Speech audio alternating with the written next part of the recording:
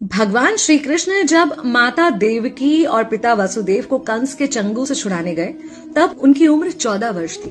उनकी माता ने उनसे पूछा कि बेटा तुम तो भगवान हो, तो तुम हमें पहले ही कंस के चंगुल से छुड़ा सकते थे, इतनी देर क्यों कर दी? तो कृष्ण जी ने कहा, माता क्या पिछले जन्म में आपने मुझे 14 वर्ष का वनवास नहीं दिया था? माता हैरान रह गई, बोली ये क्या कह रहे हैं आप? तब कृष्ण जी ने बताया कि पिछले जन्म में मैं राम था और आप थी माता कैकेयी, और आप ही ने मुझे 14 वर्ष का वनवास दिया था, और कर्म फल से कोई नहीं बच सकता माता, इसलिए आपको 14 साल का ये दुख सहना पड़ा। तब आश्चर्यचकित होते हुए माता ने पूछा, तो फिर यशोदा पिछले जन्म में कौन थी?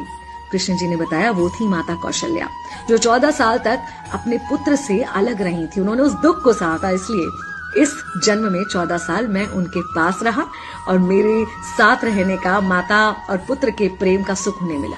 कहने का मतलब यह है कि कर्म फल से ना उस युग में कोई बचा था, ना आज कोई बचेगा।